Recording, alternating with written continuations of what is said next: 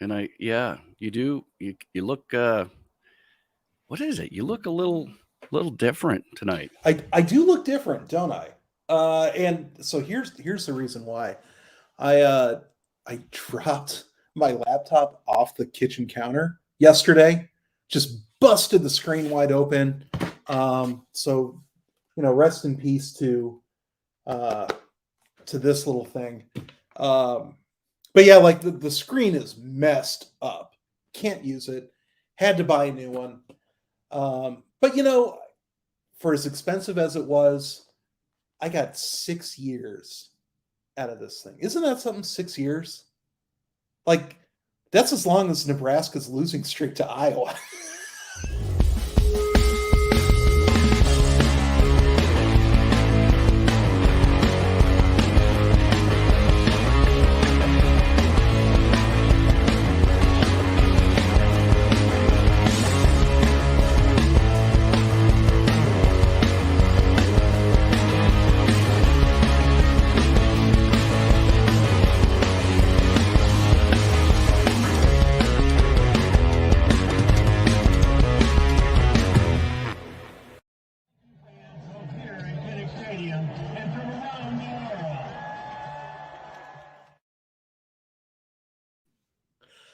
What is up? What is shaking? Potato chips or bacon? My name is Adam Jacobi. Go IowaAwesome.com. You are watching the Iowa Sports Review, and today is a special holiday edition. We're actually doing this while the sun is still up, which I didn't know was legal, but it is.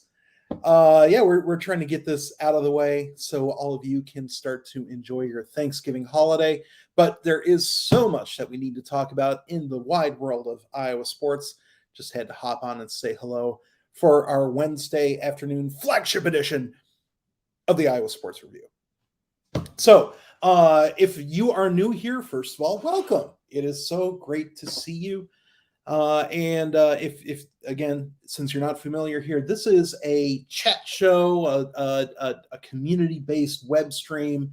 I'm dancing around the term sound off because we're not legally allowed to call it that, but it is that. This is ultimately a talk show for all of you. I'm just the very pretty face on a brand new camera, and I'm here to take your questions, your thoughts, everything that you are thinking about the Iowa Hawkeyes, and we can talk about that, discuss that at length. Boy, this is it's the Heroes Game week. If you subscribe to that being an important thing, Nebraska week to everybody else, and kind of crazy, but it is the last regular season game of the season. That went by quick.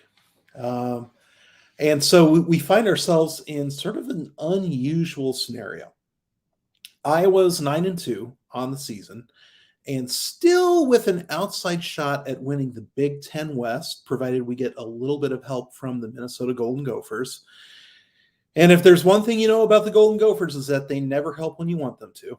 So, again, an outside shot. They are more than primed to ruin it for us. But the chance still exists.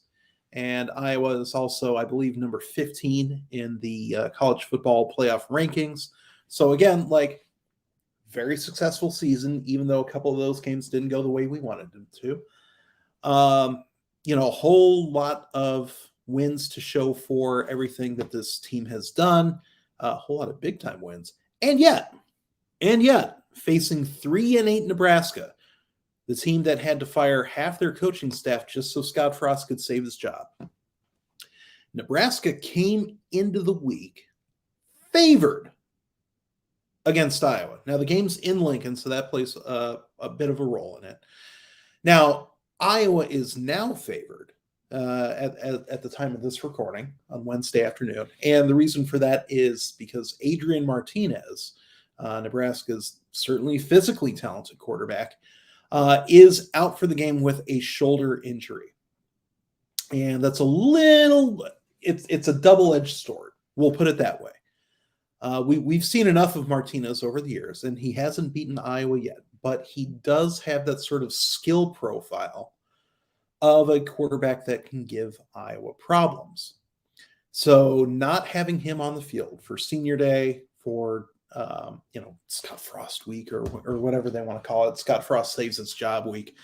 That's definitely going to be a downside for the Huskers. It was enough of a downside that the line moved enough. And again, don't gamble on sports. Definitely don't gamble on college sports.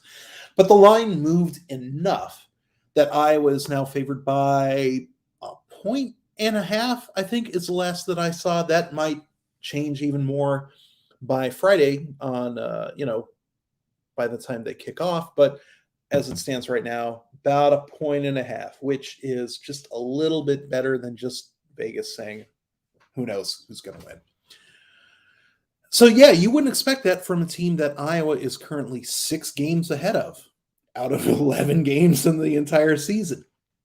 But the teams do sort of match up pretty well.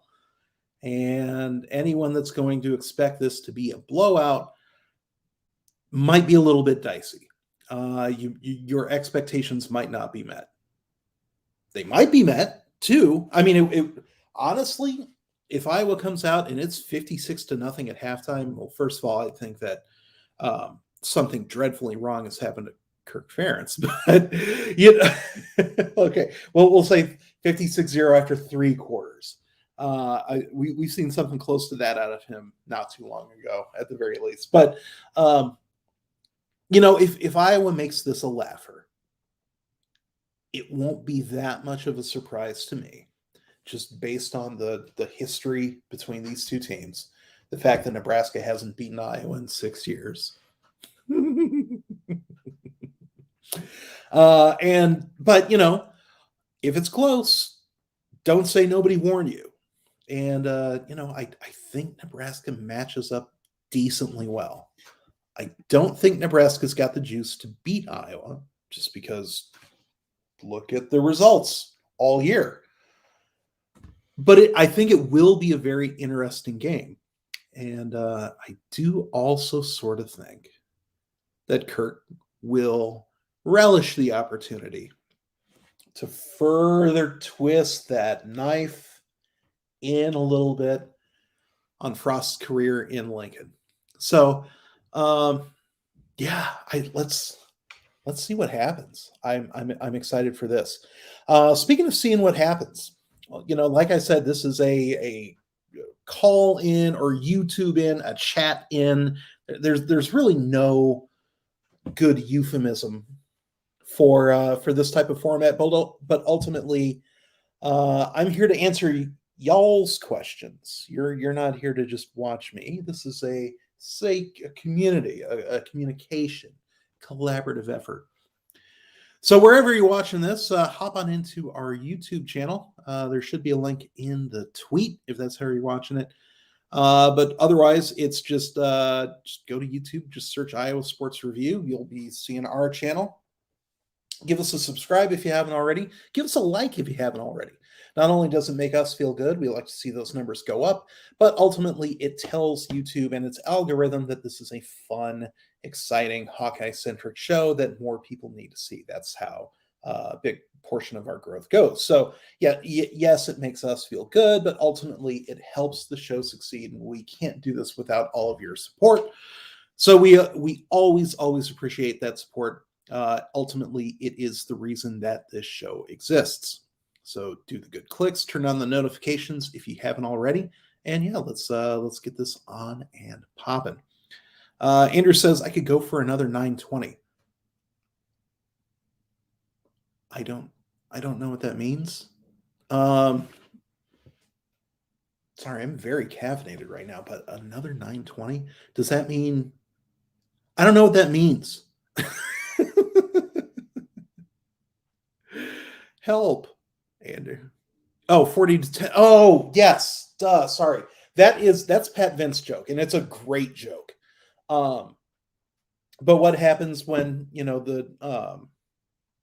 it's 9:20 on the clock? That means it's 40-10, which is one of Iowa's last blowouts. Okay, thank you. Boy, if Pat were on here, he would have already said that one for me. John asks, Padilla's clearly better. What are your thoughts on his play so far? I'm inclined to agree, John. So first of all, thank you for the chat. Good to see you in here. But yeah, ultimately, if you look at quarterback play, I think that what we've seen out of both quarterbacks is, and I don't know how much of this is coaching, how much of this is a factor of injury, how much of this is just player preference, but Padilla is able to distribute the ball around the entirety of the field with more efficiency, more accuracy on the whole than we see out of Petrus. And I think that Padilla does a better job of getting the ball in his playmakers' hands, like the really good playmakers, than we see out of Petrus. And, nothing personal against the likes of Nico Reganey or even to that effect, Sam Laporta. But I sort of prefer seeing those passes go to Keegan Johnson and to Arlen Bruce IV. And I get that some of this is a little bit of unlucky timing for Petrus because those freshman receivers are improving week by week. So they were already going to be better in these past 4 games than they were when Petrus was healthy. And that's just bad timing. That being said, the offense just works better under Padilla. And it's not a fluke. It works better because he's able and willing to throw past the chains and to keep those drives moving. And when he does get pressure, he responds to it in a more productive way than we've seen Petrus respond to it. That being said, there's a reason why Petrus was a team captain going into the season. And it's not just because he was a starting quarterback, although that does play a role in it. He's somebody that the team really responded to. He showed a lot of leadership, and give him credit, even as his shoulder's been bothering him, and even as he's seen Padilla really step into his role and, arguably outperform him. He's still been a great teammate and still been a great leader. So I like the fact that both of them are on the team. And if something bad happens to Padilla, I'm not really going to be all that worried about sending Petrus back in there. But I think the results speak for themselves. Even with Padilla going 6-17 last week, in that game that was much closer than it needed to be, it wasn't close because of Padilla's play. I think it was close in spite of that. And for a guy that only completed 6 out of 17 passes, and there was one bad interception that, maybe you can make the case that there was a little bit of pass interference, but ultimately it was not. At best, it was an arm punt. It just wasn't a competitive throw. And I think we would have been livid if the tables were turned and Iowa defended it the exact same way and then a flag was called. I think we would be displeased. We'll put it that way. So I don't really resent the fact that it was a no call. But that all said, I think Padilla makes more competitive throws than Petrus does.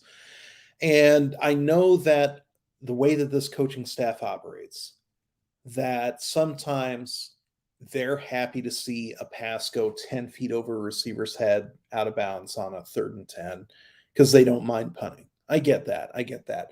But I would much rather, for the purposes of, putting together a drive and ultimately scoring points, you like points. I think Padilla is more wired to make a competitive throw and try to keep that drive moving than Petrus is. I think that, at the very least, is how we've seen that borne out. And also, in that game against Illinois, the wide receivers did not do Padilla any favors in terms, if anything, Reganey had the best hands day out of anybody on the team, which is frightening. But results sort of speak for themselves. So if that level of performance from the receivers happens again, I think Iowa's going to be in a little bit of trouble, regardless of who the quarterback is on Friday. But I don't expect that to happen again. Just because we've seen too many productive days out of the receivers, especially the young ones. I look at last week as more of a hiccup than anything, and I'm going to keep doing that until we get proven otherwise. On Friday, we'll see if that happens. I'm still optimistic about them. I'm optimistic about the passing offense, and I'm optimistic about Padilla. It would not surprise me if he ends up with 200, 250 yards and, good peripheral stats on top of that, good efficiency, no turnovers. Wouldn't surprise me if he has a legitimately solid day of pass work, regardless of the stats that we saw against Illinois. If something happens to Padilla, we need to get some reps for Hogan. Do we really need that? Let me ask you this, and I'm not trying to be combative. I'm not trying to put you on the spot or anything like that. And it's also good to see again, Hayden. But here is the thing, and there's some corners of Hawkeye internet that I just don't wander into. So some of you may be more familiar with this thought process with the fans than I am. But what is it about Deuce Hogan that makes people want to see him this year? What feeds into that? I mean, yes, he's on the team. Yes, he's there to play quarterback. But have we heard any reports from, say, practice that he's doing well? Are there teammates saying that he's making some great throws? I mean, I genuinely, help me out here. Because if I'm missing something about the third string quarterback, I would rather not, look like a fool as I continue to miss it. But he is the third string quarterback, and by a pretty substantial margin. He's also the youngest of them. And for as bad as some of those Petrus games have been earlier this season, we have seen him, win a few games last year and this year. He beat Penn State. Granted, didn't have a great first, 10 attempts of that game, but he completed 16 of his last 22 passes in that game through the game-winning TD. We know we have proof that Petrus can be productive on a college level. We don't really have anything to show for Hogan on that front yet, nor should we expect to, right? I'm not saying any of this to say Deuce Hogan's a bad quarterback. There's no reason to believe that.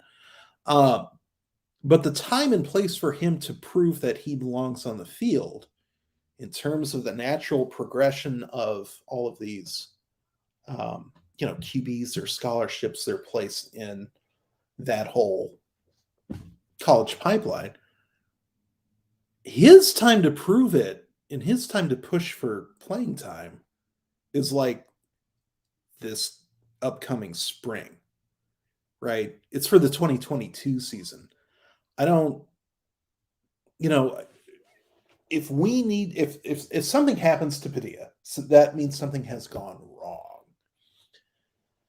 And presumably the game will still be in doubt at that point. And I know that this makes me sound like, a honk for the coaching staff or for the way that Kirk Ferentz operates in general, which I don't always agree with. But if the game's still in doubt, don't you have to go with the quarterback that can compete against Big Ten defenses? I didn't say win every game against them. And yes, we have seen some stinkers from him. But still, we are talking about the captain or one of the captains of the team. And yeah, I don't know why there are people who want to see Deuce Hogan this early while there are two quarterbacks on the depth chart ahead of him, presumably, who have earned their way there. And whatever other way of earning your, way ahead of them is, I would like to know, because I haven't heard word one out of Iowa City that Deuce belongs on the field. I just haven't. It seems like an entirely like fan driven desire to see, and that sounds like an echo chamber that doesn't really reflect what's going on in that locker room and into that program. I don't get it. I don't.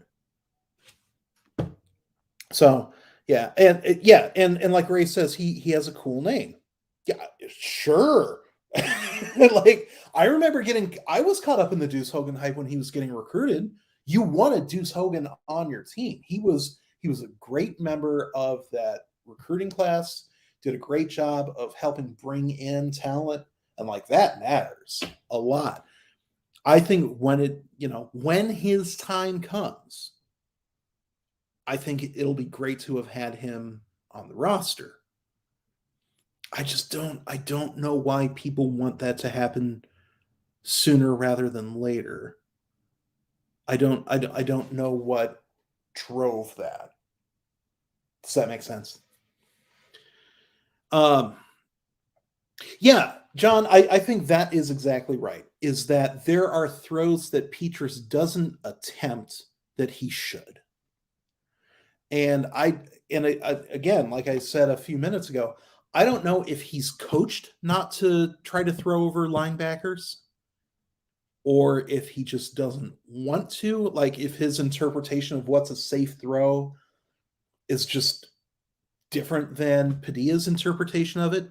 I don't know whether the coaches agree or disagree with that tactic. I mean, I would love to know all of that. And I hope somebody asks the coaches, and it might not be until the offseason that we get an answer on something like that. But yeah, the fact that Padilla throws to get first downs on a more reliable basis than Petrus is the difference between what is a functioning offense and what is a not functioning offense. And this offense is already sort of hamstrung by the way that this team approaches third downs, especially thirds and short, or even fourths and short. And so when you're already like operating without a top gear to begin with, you need a quarterback who is willing to, at the very least, try on as many trying as many throws as possible to keep the drive moving, to at the very least keep playing the field position game. And I love Torrey Taylor, obviously, but I think that we have sort of seen the Iowa sort of scrape the edges of the whole punting is winning mentality. There are some points where no, punting's actually a bad idea, even if you have one of the best punters in the nation. Speaking of which, segue. Torrey was being interviewed by the Iowa Press not too long ago. In fact, it might have just been yesterday. In fact, it was yesterday. So there's a video on Twitter from David Eichholt, who covers the Hawkeyes for 24/7 Sports. And I'm going to try to share this onto the screen. So if you'll permit me one moment, I think we'll try to get that going here. Share screen. Don't show these tips again. This is my share the screen song. This is going to go on too long. Record the contents.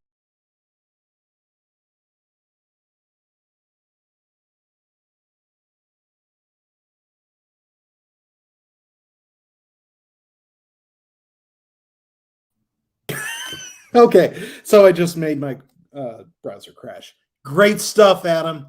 Great content. All right, let's try this again, because I do actually want to show this to you. Anyway, Share screen. Chrome tab. Bloop. Share tab audio. Indeed. All right. So here's the backstory. Tory Taylor snubbed for the Ray Guy Award, although, gosh, there's been a lot of great punters this year.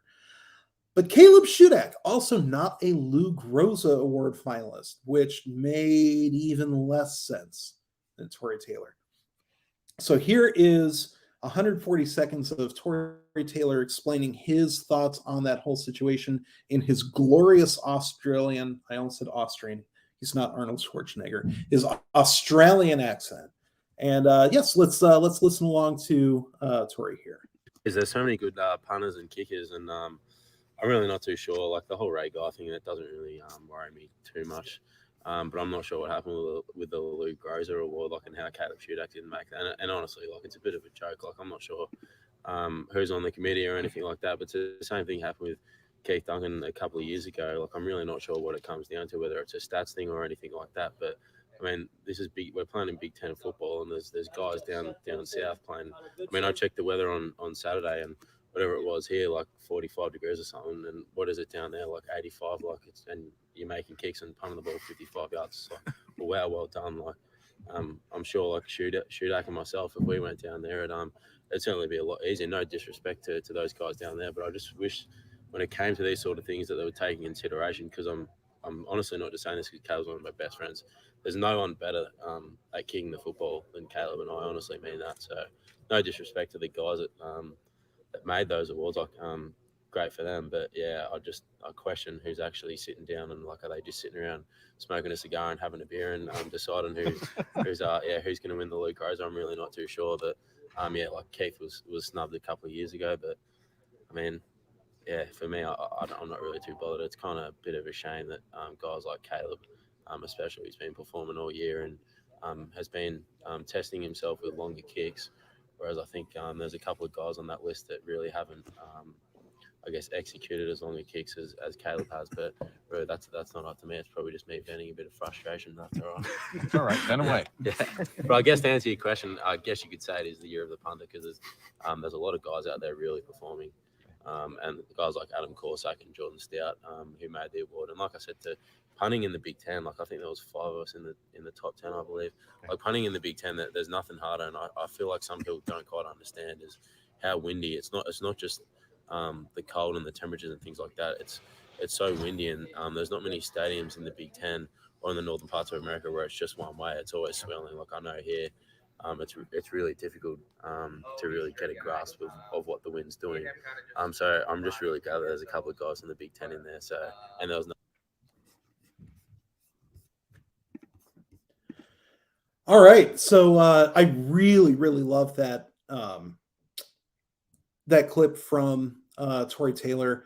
First of all, put him in, like, the teammate Hall of Fame, because for him to just pivot off of getting snubbed for the Ray Guy, which I would have had him in my final 3. I don't think I would have given it to him, and believe me, punting is winning, but like Matt Areza over at San Diego State, it's his award this year. He has earned it. He's had a tremendous year. But I thought Tory, for the way that he's been used, for the volume that he's used, and for the amount of, like, inside the 5 punts that he had, I think he deserved better.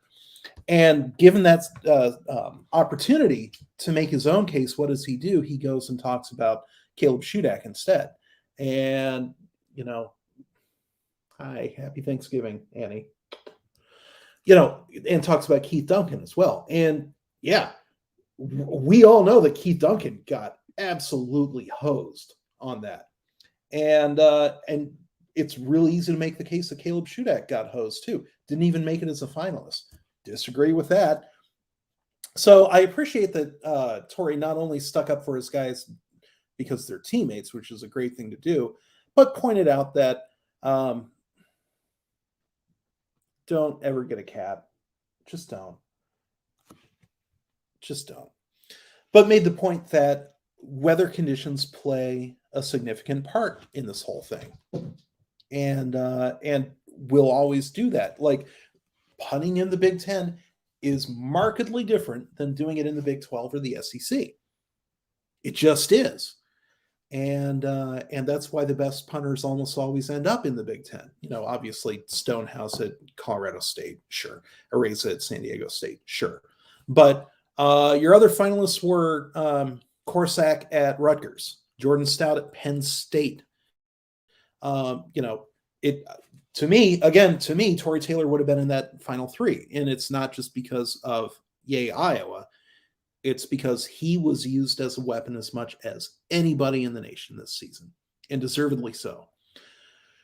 And, all you have to do is look back on Iowa's history of punters. And like over the last 10 years, I think the worst one was Michael Sleep Dalton. Sleep Dalton was pretty darn good, wasn't he? This is a conference that really appreciates its special teams players. And, I'll give him this. We haven't had a bad place kicker in how long? It might be 15 years. Like I know Kyle Schlichter had the one sort of whoopsie-doo season. That was it. Like, if anything, we're profoundly spoiled by how good our special teams situation is.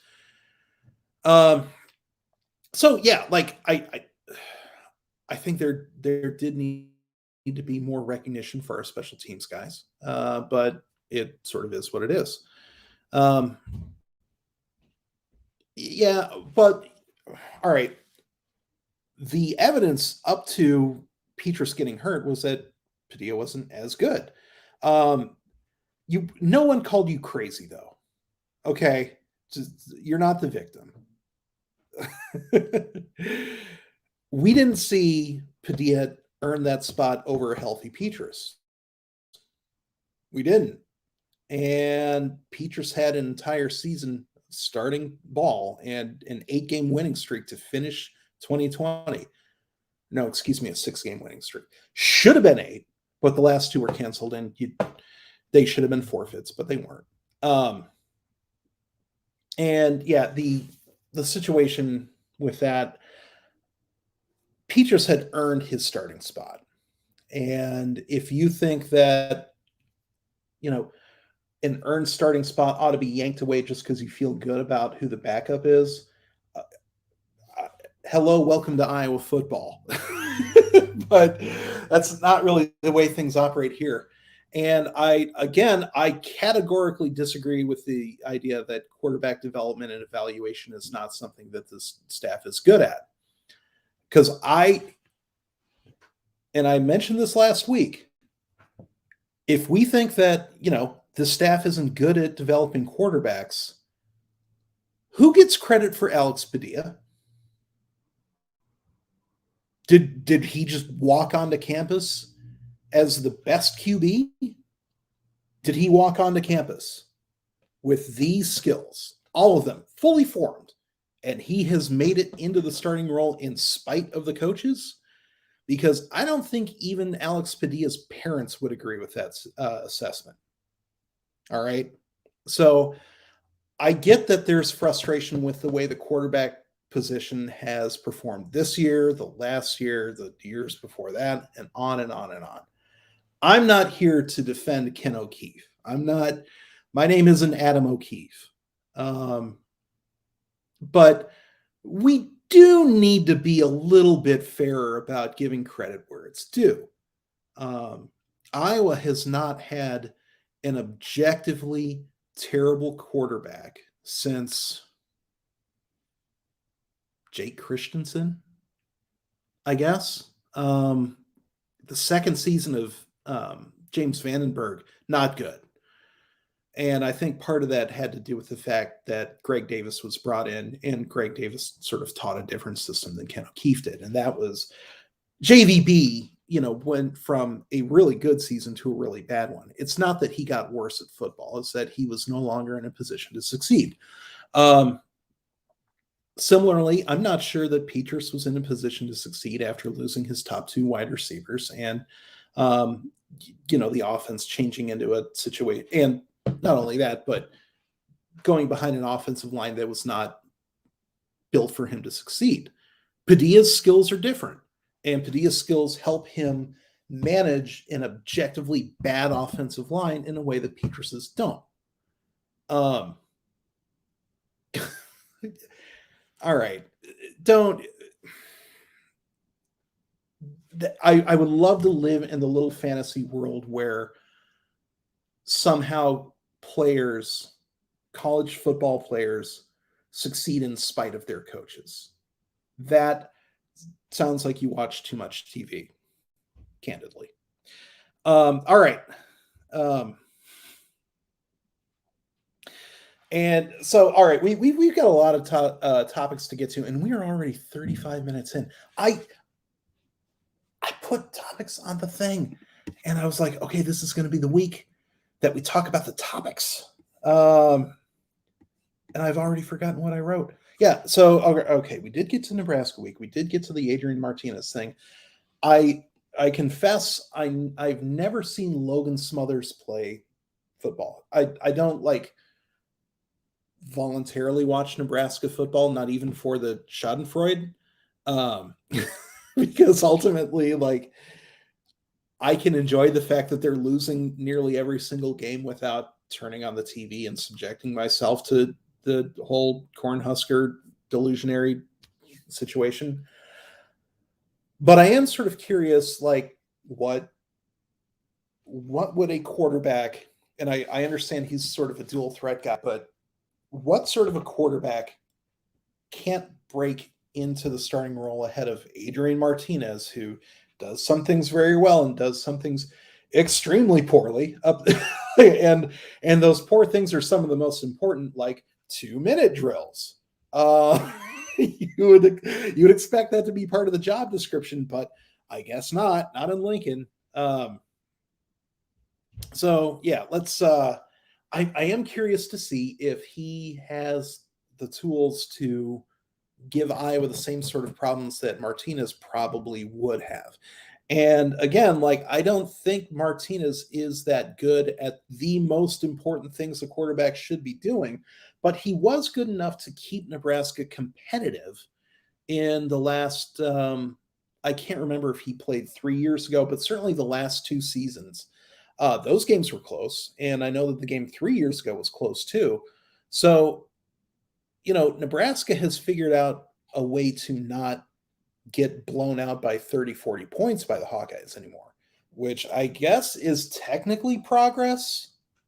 It's still losses. Their trophy case still pretty dusty, still pretty empty. There's no trophies for moral victories. Although I'm sure Scott Frost would claim that there should be. But I am curious to see if Smothers can be the guy for them in this pursuit, or if it's just rearranging the deck chairs on the SS Cornhusker Titanic. So yeah, I am cautiously optimistic for this game, though. I am. Let's see. Oh, Keegan Murray. Let's talk about Iowa basketball now, because there's one thing that everyone can agree on, is that Keegan Murray is extremely fun to watch at the old Cagers. I almost call it gridiron, but no, that's the wrong 50s slang. Wrong sport. But no, Keegan Murray. What the hell? So for the third game in 5 seasons, in the last game, and that one was against Western Michigan, who is bad, just terrible basketball. But anyway, for the third game in 5 games, Murray had 22 points at halftime, exactly 22 points at halftime. Ended up with 29, which ended up being yet another career high, his 4th in 5 games this season. And all of a sudden, the hype train on Keegs is reaching speeds that I was not expecting at all. And I was raising my expectations coming into the season, But I had seen some whispers that maybe this guy was going to be the first Hawkeye since Ricky Davis to be selected in the first round of the NBA draft. And I thought, that is going too far. Right? Like, because ultimately we're talking about this like 8 points a game, 5-6 rebounds a game, all hustle sort of guy. But again, like, it's one thing to go from end of bench to, a sort of Nicholas Bear type of role. It's another thing to go from that to the focal point of the team. And you don't often see guys make that leap, right? Especially guys who had one offer coming out of high school. So it sort of seemed like if I would have told you before the season that if Keegan Murray was going to be the best player on the court by far for the Hawkeyes, that it was a little scary. that was sort of getting, the curse of getting what you ask for. Yeah. First 17 points of the game. And, yes, blocks, steals, assists as well. Ray, yes, absolutely. And not only did he do all of that, but it all looked normal and natural. Like they weren't forcing the ball to him at all. He was scoring those points and making those plays because the game was coming to him. They weren't shoving the game toward him. He was making that happen just by being that good. He is miles ahead of where he was last season. And, if we want to talk about coaches getting credit for developing players, boy, Fran McCaffrey is as good as just about anyone in the Big Ten at player development. And he's got the track record to prove it. I'm not going to tell you that he's as good as Tom Izzo. No. Doesn't recruit as well as Tom Izzo either, but, at the end of the day, the job that Fran has done with Keegan Murray. We've seen dramatic improvement this season out of Chris Murray. Obviously, Luka Garza went from a borderline top 100 recruit, about the same sort of area as Connor McCaffrey, and no one would call Connor McCaffrey a bust. But he went from that to two-time All-American, AP Player of the Year, earned every single accolade that he had. He was great. And, give a ton of credit to the Garza family and Luka himself for all that hard work that got put into it. But that all happens with a lot of guidance too, and a lot of using these players correctly and putting them in position to succeed. Peter Jok got a lot better as his career went on. He always had skills. He could always shoot, but just doing the small things, doing the winning plays that teams need on both sides of the court. Most of these guys aren't doing that when they're 17 years old. Roy Devin Marble, again, a guy who came in able to score, but who really, really developed into that all-around player that is the difference between a win and a loss under McCaffrey. Jared Utoff, again, like, came in good, left great. And that's, we're just talking the last, 5 years there? So, I can't say enough about what McCaffrey's done for this program. Even after all that track record of success, even I am genuinely surprised at how well this has gone for Keegan Murray. And I'm old enough to remember when the day of the DePaul game, and I think that was 2018, might have been 2019, but the day of the DePaul game, that was the game that it was Monday, November 11, 2019, and I was facing DePaul. That day, might have been the day prior, but I think it was that day.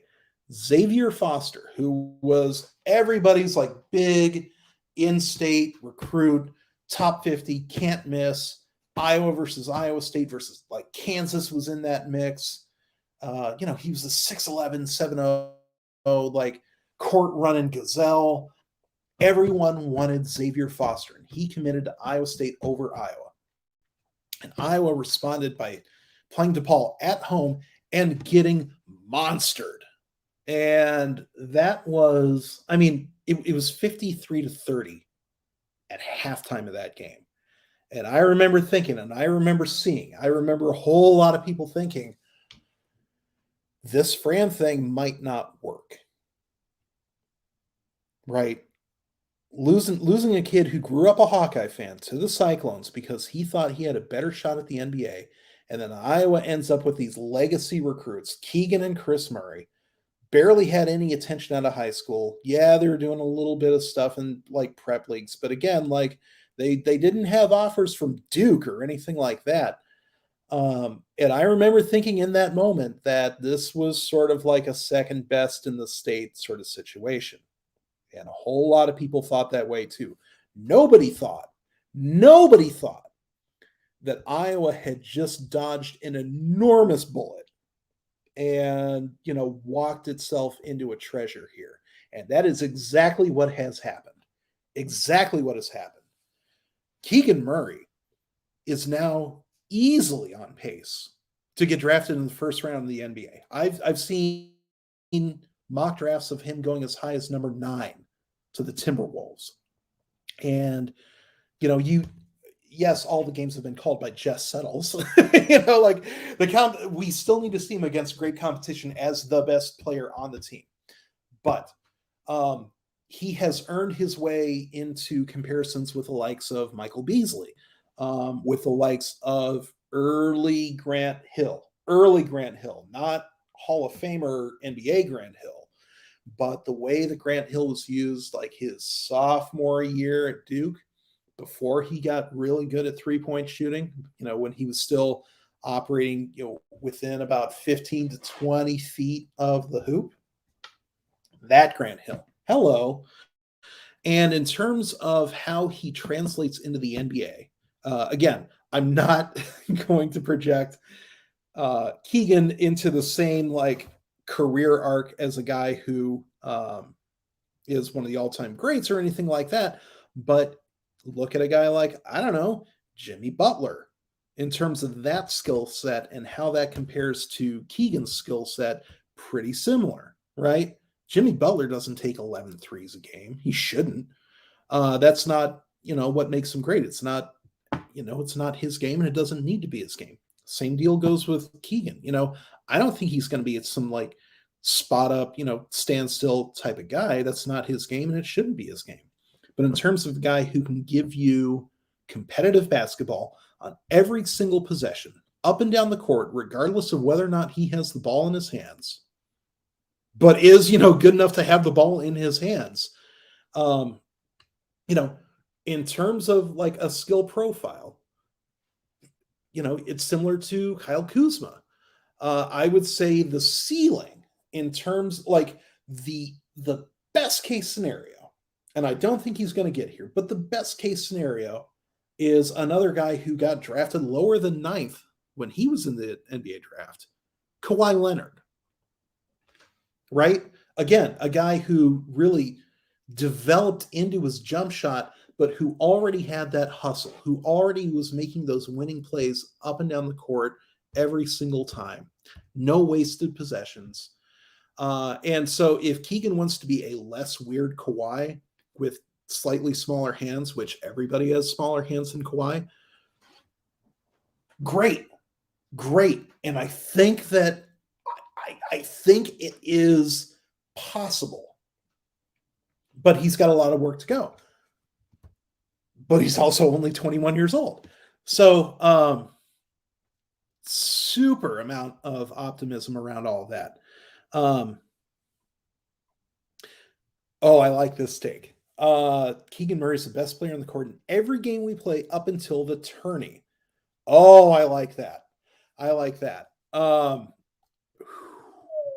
it's tough because we're going up against a team like Purdue that's got that huge like 7'5" Edie guy, Travion Williams, another like big beefy dude. Purdue is loaded, and that's going to be frightening and difficult for the Hawkeyes. So, but if you want to make the case that Keegan is more impactful than any of Purdue's best guys, I'm listening. I'll listen to that. We'll see how that works, though. But as spicy takes go, on Thanksgiving Eve, I like it. And Dan asks, who's the best new player on the court? Well, Tony Perkins isn't precisely new. We saw him last year, but certainly he is in a much larger role this season than last year, and for the better. And frankly, he looks a lot better than he did last season, too. And that is, I think, again, not an accident, and certainly something that the coaches have to hang their hats on. Peyton Sandfort, again, as I'll bring up the story that I had from last week. A mid-major coach who knew a thing or two about the recruitment of Sandfort was under the impression that he was going to find his way back into the mid-majors after, a couple years at Iowa, sort of like a Brady Ellingson sort of role. You know what I mean? Like that sort of, like, size-wise, great, shooting-wise, pretty good, but maybe not Big Ten level good. I don't think that's going to be the case. What we've seen out of Sandfort already is a guy who has a permanent green light and is not afraid to use it. And the last guy that I can remember at Iowa was something like that this early on in his career is either Jordan Bohannon or Peter Jock. Those were the sorts of guys that if they're on the court, they better be shooting. And for Peyton to get there already, and he is, by consensus, the second best player in his own family. For Iowa to get all of that out of him already is super exciting. And it's great that Iowa doesn't have to depend on that, right? Nobody's under the impression that he's one of the top 5 players on the Hawkeyes right now. Or certainly nobody outside of their family, I guess. He works great in a reserve role this season. We'll see how that translates into bigger and better things as his career progresses. I'm excited to see it.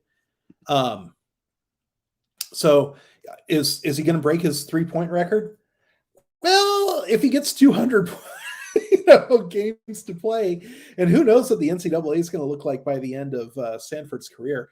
I'm excited to see it. The fact that he's able to take 12 threes a game already, like not every game, but that was, part of what he had.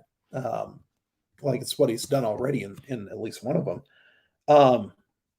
In fact, it was against Alabama State. 5 for 12 from deep. Follows it up on Monday. 5 for 7 from deep. He's allowed to shoot, and he's doing great at it. He's shooting 40% from deep in his first 5 games as a true freshman in the Big Ten. Granted, bad competition, objectively. But it's not like you forget how to shoot just because there's a high major team playing defense against you. So, cannot say enough about what Sandfort has brought to the table already. Again, a guy who has really performed ahead of expectations, and I expect that to continue as his career progresses. And we'll see what sort of player he ends up as. I don't think the sort of player he ends up as is mid-major, though. So sorry to that coach. you're not getting him on your roster. And if Bryce Sanford is Bryce Price, don't you just love to like watch me Google things as we're yes, Price with a P. We're talking about a guy who is like border offers. Right now it's only Drake in Iowa. That will shoot way up. He is the recruit in the 2023 class who's still in Iowa at this point. So if Big Brother is having a good time in Iowa City, shooting as much as he wants and, playing his role well, right? I don't think that Peyton is getting a ton of shots just because this is some like galaxy brain 5D chess way of recruiting his younger brother. We've seen enough to know that this is a good strategy. But it couldn't hurt the recruitment of Price to have Peyton do well already. So, this is beyond a best case scenario for the young talent on this team. And for a team who, say what you will, whether or not they were overrated, whether or not they deserved the 2 seed, they weren't really built for a long NCAA tourney run. They just weren't. And I think deep down, a whole lot of us sort of knew that, sort of feared that. And we're sort of hoping for a couple nice little scheduling, or maybe not scheduling as much as like seeding breaks. But ultimately, it was less of a surprise that Iowa went out last season in the second round than a whole lot of us would have wanted. So to start with that, and then to lose the player of the year, to lose Wieskamp to the draft, to lose what do you want to say? Second best, third at worst, best 3-point shooter from that team as well. He's off to Kentucky and, he's doing his own thing. He's out for the year. Good luck to him. And to lose Jack Nungy to Xavier on account of he probably never wants to set foot in Iowa City again, and I don't blame him, and I don't think Fran does either. That is a ton of talent to lose off of a team that only made it to the second round of the NCAA. And it is being replaced by a whole lot of guys that, like we're talking about a transfer from, what was it, North Dakota? We're talking about 2 guys whose dad played at Iowa and who went to prep school and didn't really get recruited by a whole lot of folks.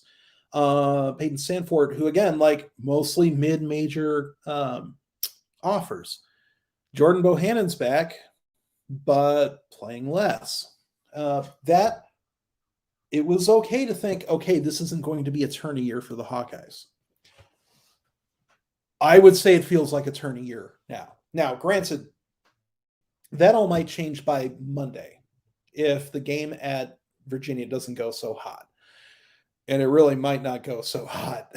They just beat Providence by giving up 40 points, and 21 of those 40 points came in the first 10 minutes of the second half, which means that between the entire first half and the last 10 minutes of the second half, they scored 19 points against the Cavaliers. That includes 4 points in the last 10 minutes of the game. If I ever see Iowa score 4 points in the last 10 minutes of what is, on the scoreboard, a competitive game, I will not be able to stream that day or that night on account of me clawing my eyes out. I can't think of anything worse to watch than your favorite team scoring 4 points in 10 minutes, the most important 10 minutes of the game. So it might be a little bit painful, this Virginia game, because it's in Charlottesville. So this is going to be a big test. And it's one thing to see all these new and young guys and these guys with different roles making the most of it against teams that are from the SWAC and the MEAC and all this and that. If they can do it against Virginia, then not only should we be thinking about Iowa as a tourney team, but maybe inching up above that like 7, 8, 9 seed, like weird tourney purgatory that Iowa usually finds itself in.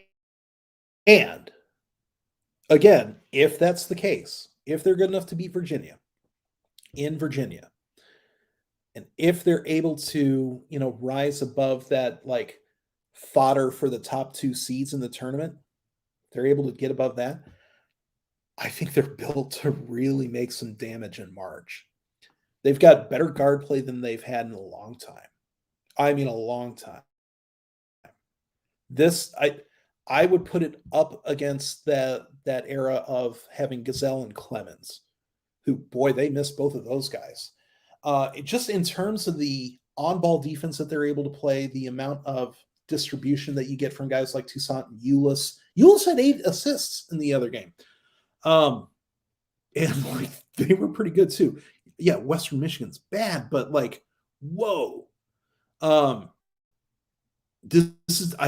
You look at this team and they are built for March in a way that I haven't seen them built for March in a long time.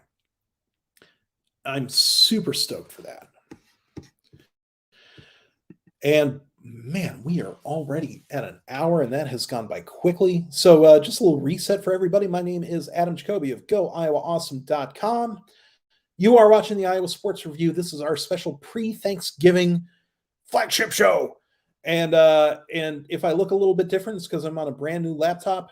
I made a very serious and very costly error with this bad boy in not looking at where I was setting it.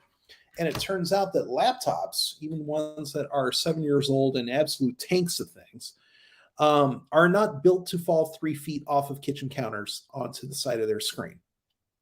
So it's my recommendation as an Apple user to not do that. And but fortunately, I'm on a new rig with a really, really nice looking camera, nice sounding microphone. So blessings in weird ways. So, and yeah, this is our special Wednesday show, and this is the YouTube version of a call-in show.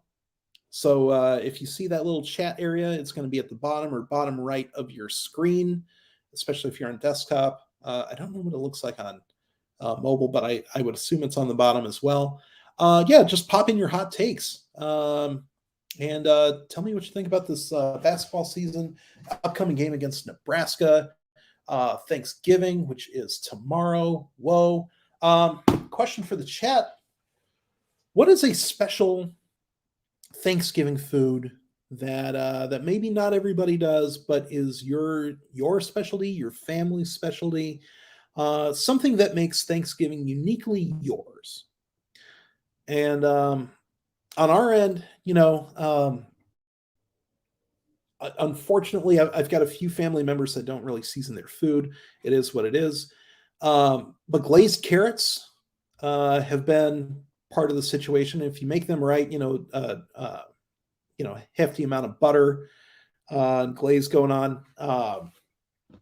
Man, they play great even with mashed potatoes, fowl, sprouts. Do y'all use Brussels sprouts at Thanksgiving? Because we do a little bit of that too. A little bit of bacon going on in there. Little Smokies in a blanket. Yeah. See, that's what I'm talking about here. Like, there's an underrated grazing element to Thanksgiving. Like, yes, the big sit-down feast, great part of it too. But if you're not just like picking up little things on a toothpick and enjoying those as well, especially in the few hours that it takes to get all that cooking done, to get it all collated and all that, like, I think that you're only cheating yourself, right? Mashed potatoes. You can't do Thanksgiving without mashed potatoes, right? Excuse me. Really, the only question is if you want to do skin on, skin off, red potatoes, Yukon Golds, russets. I think Yukons smash up the best, but if you're doing skin on, I kind of like the red potato skin best. So if you've got any Thanksgiving hot takes, any Thanksgiving special things, Ray, yeah, deviled eggs. Boy, in terms of like hors d'oeuvres, deviled eggs are sort of like the Scottie Pippen of the finger foods. Like you don't ever think of them as the GOAT, but like really, really solid complimentary stuff. Big fan of paprika here. And a little pro tip, if you go with the smoked paprika instead of like the Hungarian hot or the sweet or this or that, but that smoked paprika gives it almost like a bacony type flavor that goes with it. Can't say enough about that. And then, you get yourself a food going, watch a little bit of football, and then it's Christmas season. All of a sudden, you throw up your tree if you haven't already. You get to go shopping if you haven't already. I've already started my shopping. But this is like the wheelhouse of like all of the fall and winter holiday things, like really kicking into gear. And if you're not already prepared for it, you have 7 plus 24, 31. I'll give you time to sleep. Well, certainly you have less than 48 hours. I would say you've got about 40 hours until Mariah Carey season is like in full swing. It's All I Want for Christmas season. Like that is, you're going to be hearing that every day. There's a reason why it charts every single year. Like it's the Christmas song. Just brace yourself for it if you haven't already. Shouts out to sweet potato casserole and Grinch fudge. Dan, I'm going to need some details, some deets on Grinch fudge. I have no idea what you're talking about, but it does say fudge in it. So automatically I'm in. Like unless it but it contains pieces of real Grinch, because that's barbaric. That doesn't belong in fudge. But that's the only reason where I'd be like, that's too far. Taylor Swift does good Christmas music. Michael Bublé, this is Bublé season. He's sort of under the radar in terms of like the visibility, but you can't go an entire Christmas without hearing a little Bublé. I kind of like Christmas music. One of my favorites is it's a Big Bad Voodoo Daddy song from about like 20 years ago. And it's just got that nice little, lilt and like dance, like there's some Christmas music where it makes you just want to like go shopping, right? In a good way. And then there's like some music where it just makes you want to, I don't know, like dance with somebody, like by a fire or whatever. Like that, like old couple, but in a sweet way. Like some Christmas music is just like really sweet without being like treacly sweet. And I'm totally blanking on which one of it is by the Voodoo Dads. Again, like don't you enjoy like real time? Still in Love with You, 1999, off of This Beautiful Life by Big Bad Voodoo Daddy. Beautiful Christmas song and underrated treasure. But yeah, like that is, I love Christmas music. I love it unironically. I hope all of you do too. But yeah, like we are charging headlong into like the only thing that makes winter weather worth it, and that's the holidays. How can you not like the holidays, right? I hope you do anyway. And if the holidays stink for you, well, I hope something makes it better. And And hopefully that starts with an Iowa victory on Friday and many, many buckets for Keegan Murray to come. All right, with that, our chat is starting to wind down and let us know that we've had ourselves a good time. And look, it's 5:00 on Thanksgiving Eve. If you guys aren't already at home with your family, go. Like, don't let me keep you away from being around your loved ones. So it has been a blast, as always, to spend all this time with all of you. It's been a great 70 minutes and counting. But gosh, it's time to celebrate, isn't it? So with that, thank you all for joining us, for all of your hot takes, even the ones I disagree with. I love to see them. So while you're here, and if you haven't already, go ahead and give us a little bit of a like. Hit that subscribe button if you haven't already, and make sure to turn on notifications. So when we are, tinkering with our schedule on account of the holidays, you'll know exactly when we're going live, and you'll be able to join us, pop into the chat, and have a good time with us. So yeah, like please, subscribe please if you haven't done both already, and thank you so much for being a part of this weird, wonderful community we've got. Enjoy your holiday. Enjoy everything that's coming up. Adam Jacobi, go IowaAwesome.com. Go Iowa Awesome. Go Hawks.